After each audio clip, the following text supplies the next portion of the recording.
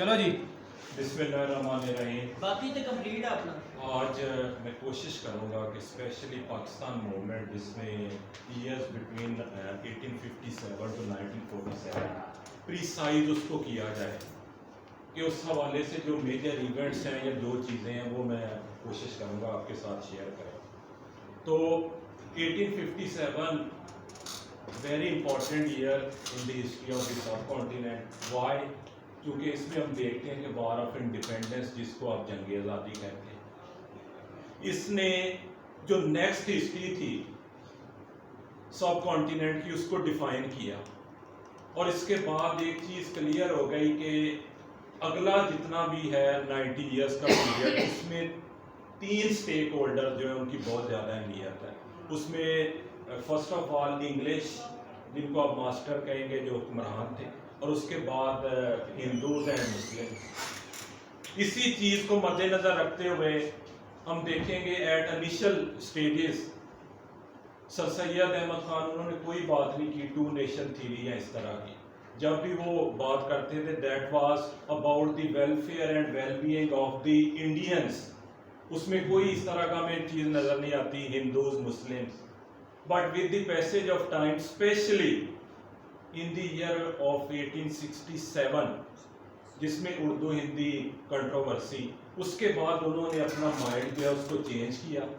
और इस हवाले से जब भी बात इसकी होगी तो इसमें कोई दूसरी आरा हमें हिस्ट्री पढ़ने के बाद नहीं मिलती कि इस हवाले से जो फाउंडर है two nation theory, his name was sir Syed Ahmad Khan.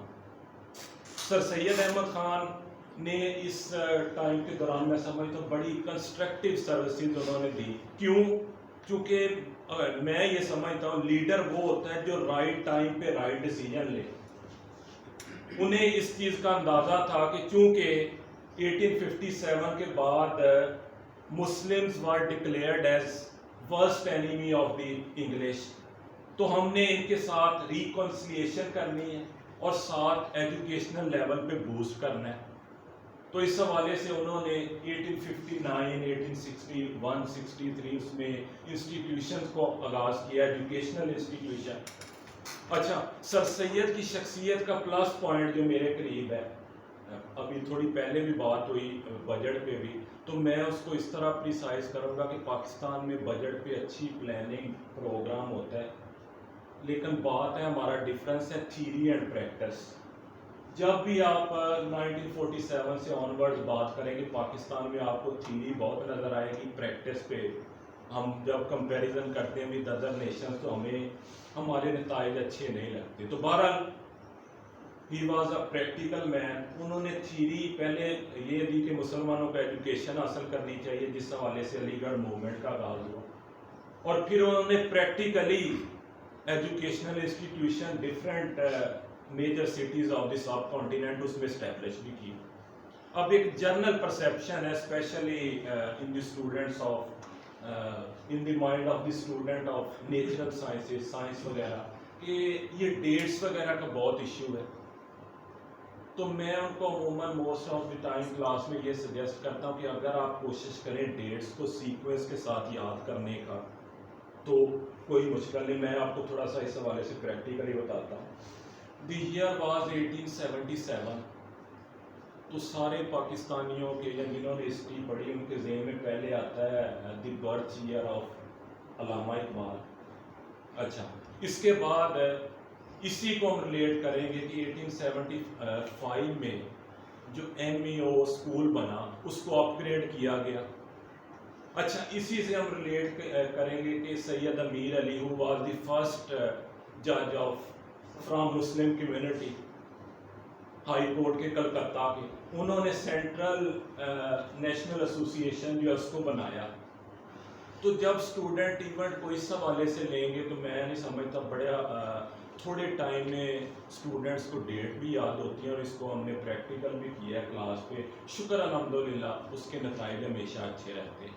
तो एक तो ये जो परसेप्शन है कि जिसमें डेट्स मुश्किल हैं, को बहुत ज़्यादा डेट्स का इशू नहीं होता, लेकिन अगर आप इवेंट को सीक्वेंस हो, अब जिस तरह मैंने शुरू किया 1857 तो 1899 तक अगर मेजर इवेंट्स आएंगे तो उसमें हम सर सैयद अहमद खान का जिक्र करेंगे। اس میں ہم 1885 میں انڈین نیشنل کانگریس کی فارمیشن کا کریں گے، جس کو ایک اے او ہیوم جو انگلش تھا اس نے اسٹیبلش کیا، اور پلان کس کا تھا؟ جو اس ٹائم کے واسرائے ہند تھے۔ اب اس کو بہرحال ڈسکس کرنے کے لیے تو بڑی چیزیں ہیں، مختصراً یہ کہ یہ پلان یا اس پہ انہوں نے سوچا کیوں؟ تو 1870 سے آن ورڈس سب کانٹیننٹ میں جتنی ایلیٹ کلاس تھی وہ پڑھنے کے لیے specially for bar at law جا رہی تھی لندن میں ان کا جو 3 ایئرس کا سٹے تھا، اس سٹے کے بعد وہ ادھر جب آتے تھے تو وہ کہتے تھے کہ ادھر fundamental rights of citizens Britain میں اور ہے اور انڈیا میں اور ہے۔ انڈیا میں صورتحال کیا ہے کہ جس کو ہم کہیں گے ماسٹر سلیوز، ایون یہ جو ان کے انگریزوں کے کلب وغیرہ تھے یا جو ان کی امپورٹنٹ چیز تھی، تو وہاں جس طرح آج کل آفسز وغیرہ میں ہوتا ہے smoking is injurious to health, اس طرح کی وہاں مینشن تھا dogs and Indians are not allowed. تو یہ جو کلاس ڈفرینس تھا وہ بہت زیادہ تھا۔ With the passage of time sir Syed Ahmed Khan نے بڑا اچھا کام کیا، ایک اسٹرانگ فاؤنڈیشن بنائی مسلمانوں کی، اور اس طرح آہستہ آہستہ یہ معاملہ جو آگے چلتا ہے۔ اس کے بعد علامہ اقبال ابھی ذکر ہوا، انہوں نے اپنی شاعری سے بہت اچھے انداز سے لوگوں کو میسیج دیے، اور خاص طور پہ ان کا جو خطبہ الہ آباد ہے وہ تاریخی ہے پس منظر، اور اس کے بعد ان کو کہتے ہیں مفکر پاکستان۔ اگر آپ اس کو ڈیٹیل میں پڑھیں تو اس میں جو انہوں نے اقبال نے آئیڈیا دیا تھا وہ آج کے پاکستان میں پریکٹیکل ہے، کیونکہ علامہ صاحب کے آئیڈیا میں ایسٹ پاکستان اس میں نہیں ہے۔ اگر آپ الہ آباد ایڈریس کو ڈیٹیل سے پڑھیں تو آپ اس نتیجے پہ پہنچیں گے کہ وہ کافی دور اندیش تھے اور ویژنری تھے۔ اچھا، ایک اسٹرانگ فاؤنڈیشن ملی، اسی طرح اسی کو with the passage of time continue کیا محمد علی جناح انیشل لیول پہ انہوں نے اپنی پالیٹکس کا سٹارٹ کیا فرام انڈین نیشنل کانگریس، اور 1913 میں انہوں نے جوائن کیا آل انڈیا مسلم لیگ، کنڈیشن پہ کہ آپ مجھے یہ نہیں کہیں گے کہ آپ ایک ٹائم پہ 2 پارٹیز کو کس طرح ممبر رہ سکتے ہیں۔ اور اس کا انہوں نے نتیجہ 1960 میں نکلا، جب ایک تاریخی اکارڈ ہوا جس کو لکھنؤ پیکٹ کہتے ہیں، between the 2 worst enemy of the sub continent, on one side all India Muslim league and on other side Indian national Congress. تو اس طرح اس طرح یہ معاملہ آگے چلتا گیا، اور اس کے بعد الہ آباد ایڈریس ہے، پھر لاہور ریزولوشن ہے۔ یقیناً جو 1947 میں بنا محمد علی جناح دوسرے لوگوں کی بڑی کاوشیں، لیکن ایکسٹرنل فیکٹر بھی ہیں، اس پہ بھی بڑی بات ہو سکتی، کیونکہ ورلڈ وار 2 کے بعد برٹن کی ورلڈ پہ وہ پوزیشن نہیں رہی تھی، تو اس نے بھی سچویشن کو تھوڑا سا مولڈ کیا، اور ہم نے دیکھا کہ سب کانٹیننٹ میں 2 جو ہے نا اسٹیٹس وہ اس میں ڈیوائڈ ہو گئے۔ اب اس میں چونکہ ایٹ دی لاسٹ ٹائم واسرائے جو تھے ماؤنٹ بیٹن، ان کی اور محمد علی جناح کی اچھی ان کی میٹنگز نہیں رہی یا تعلقات، تو اس وجہ سے پاکستان کو بہت زیادہ لاس ہوا جو ہم دیکھتے ہیں۔ بہرحال کوشش کی گئی کہ یہ جو 90 ایئرز ہیں اس میں جو میجر ایونٹس ہیں وہ آپ کے ساتھ ڈسکس کیے جائے۔ اگر کوئی question you can ask. Okay, ٹھیک،